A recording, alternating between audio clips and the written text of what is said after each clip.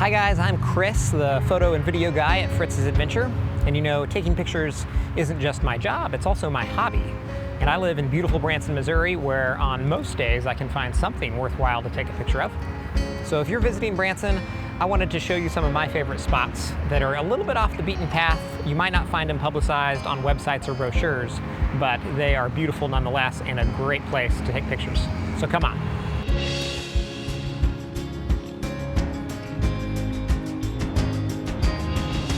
First up, let's talk about sunrises. There's a couple of spots around Branson I like to go on a regular basis to catch a good sunrise.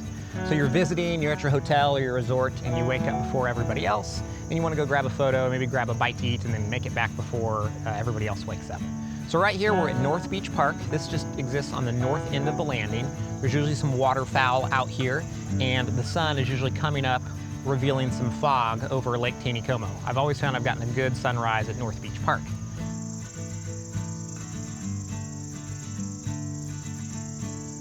Also, downtown Branson doesn't really get active until about 10 a.m. So you have full run of the place, walking out into empty streets and grabbing some really neat street photography shots.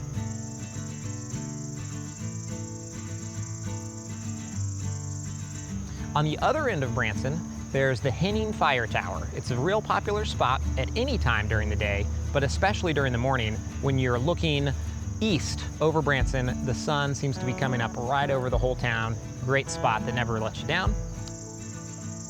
And then of course, you know, Branson was built because of the lakes, and that lake formed because of Table Rock Dam, a huge, imposing concrete structure. But did you know you can also walk out onto that dam, and with the dam flowing down below you and Taneycomo in the fog rolling out underneath you, it makes for a great vista as well. All right, so let's say it's later in the day and the sun is a little bit more high, the light isn't very attractive. What is there to shoot around Branson during the middle of the day? Well, let's talk about bridges. Roark Creek flows beneath Highway 65, and there's a great parking lot and hiking trail to get you underneath that bridge, and it is an incredibly scenic riverside spot where you can bring your wading shoes and get some interesting low-level water shots in the wooded foliage of Roark Creek. In Hollister, there's what's known as Hulland Park. It's kind of a scenic point that you can drive right up to, and it looks directly at the Branson Landing and the Branson-Hollister Bridge. There's boats zipping by. There's always some sort of dynamic scene in front of you when you're at Hulland Park. Out on the west side of town, you may have seen a silver-domed building, and that is actually the Butterfly Palace. It's a great spot to go inside because it's climate controlled, and then butterflies always make great subject matter no matter what time of day. So I recommend checking out the Butterfly Palace in the midday. If you go out towards the Table Rock State Park, there's the White River Trail system. One of those trails sits right at the base of Baird Mountain, which was a rock quarry they used to build Table Rock Dam. It forms a great glade area, and in the summer the wildflowers are phenomenal, and you can also get views of the Table Rock Dam. You know, if you can't find a great landscape, I recommend grabbing a cheap set of macro rings for your camera, because if there's nothing great to see on a wide level, go find something interesting up close and use those macro rings. All right, you've had a long day shooting photos in Branson, but you want a winning shot of the sunset. Well, the light always looks good on the water, and the biggest lake around is Table Rock Lake, so I recommend Table Rock Lake State Park. Lots of little coves that you can get a different direction of that setting sun light. Table Rock State Park is always a winner. Hey, there's also a park not too far from the landing called, ironically, Sunset Park.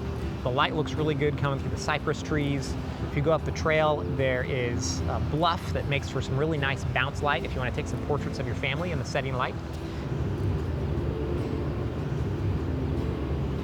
There's also the Branson Ferris wheel here on the Strip. It's pretty iconic, and it's positioned such that the sky is always really dramatic late in the day during a sunset at the Branson Ferris wheel. There's also the Scenic Overlook out on Highway 165. It's a very common shot of people getting the Table Rock Dam with the sun setting behind it, but still, I recommend going out there. You won't be the only one with that picture, but you won't be the only one without it either. It's also right across the street from one of our favorite coffee shops, Vintage Paris. So get yourself a late night coffee as you get a picture of the sunset. All right, you've had a long, satisfying day of taking pictures. The light is down, so you gotta put your camera away, right? Well, put a prime lens on, or maybe flip your phone over to nighttime shot mode.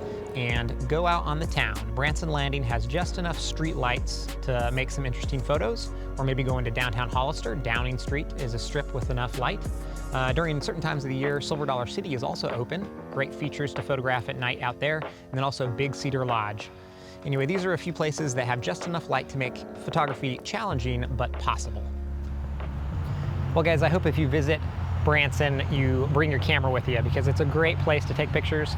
I live here and I don't seem to ever get tired of it. Don't forget to bring your camera to Fritz's adventure too.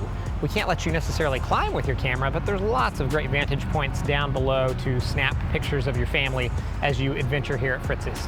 If you enjoyed this, please like and subscribe, and we hope to see you in Branson soon.